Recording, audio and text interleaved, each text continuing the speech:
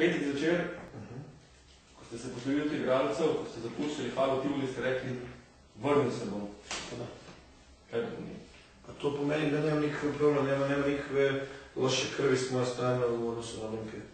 Znači sutra kada se ponovo putevi budu susretali, ja stvarno nemam problem da tu ponudu Olimpija a priori jednostavno nemam nikakve bad blood. Čak mislim da bi to, ja bi se drugačije postavio prema nekima, stvarima i ljudima i to bi mi sigurno mnogo pomoglo. Što sam se, dosta energije sam potrošio na neke stvari koje su me potpuno iznenadile, nemaju apsolutno nikakve veze s košarkom. I tu sam strašno puno energije potrošio. Možda se to neki drugde vidjelo, ali to je nešto što jednostavno nisam očekivao. Baš nisam očekivao. Ne od Sloveni, ne od Ljubljana. Čudovito. Pa, da, zavisno te kako mene. Koliko sam ja čudo. Kaj bi u koncu sporočili slovenski košarkarski javnosti? Pa da dolazi više na utakmicu. Da dolazi samo na Euroligu, da dolazi na NLB, da dolazi na Slovenačku ligu. Ne gledaju decu kad igraju, da dođu da gledaju Slovenačku ovu. Ja izgledam regularno liga ovaj prvi deo. Zašto ne? Zašto ne? Da vole košarku. I da se zabrinu za nju. Zato što jedino iz brige možeš da kreneš napred. Situacija uopšte nije ružičasta. Jer neko treba da igra košarku u Sloveniji i za 5 godina. Mi smo letos pravili, ja lično sam pravio spiskove igrača za koje mislim da mogu da budu u Sloveniji. Izvinjavam se, u Olimpiji. Spiskovi uopšte nisu bili dobri. To je jedan od razloga što smo napakao linijorski tim tako kako smo ga napakao. Olimpija ne može da kupi ni blizu ono što mogu drugi da kupi. Mora pravi svoje. Baza, trenutno, je u najboljem stanju. I bukvalno svaki igrač vaš, apsolutno svaki. Slovenac ili Tujic uopšte nije bitno. Svaki je vaš. To je vrlo važno za svaki. Mislim da je to vrlo važno. Preden končava tretjič ali četvrtič ste omenili besedo tujec. Se sami počutili v Sloveniji kot tujec, pa vam je bilo zaradi tega težko? Ne, mogu da kažem i stranac, jedno. To je reč, recimo, to je slovenska reč koju koristim svaki dan. Ne, nije mi zbog toga teško, ali verujem da neki imaju problema s tim. Ne samo lično, nego sa tom činjenicom. To je u redu. To je okej. To je sve normalno. To je zaista sve normalno. Ali postoji jedna stvar i posle evo koliko 11 meseci, ja to mogu onako slobodno kažem.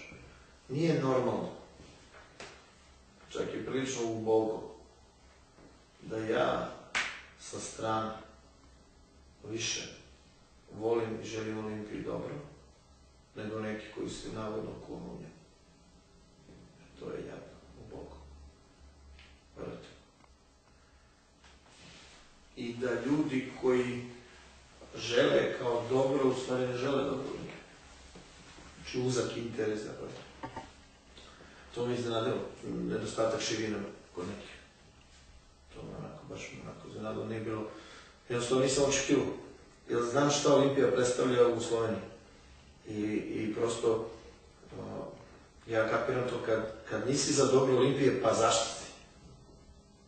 Znaš, mislim, zašto si? Znaš, okej. Ja nisam odgovor za potrebu Olimpije, ide sledeće. Mislim, to je normalno i to je u redu, ja poshvatam, to je deo trenerskog posla. Ali nije mi jasno da je, a to sam potpuno sigurno da nekima, recimo, ovako da to formulišem, da neočekivano dobro podnose loše stvari vezano za Olimpiju. A navodno su kao Olimpija mi sve uživo. Ja sad gledam i kažem, čekaj malo. Čekajte ljudi. Ovo ne može da bude ovako.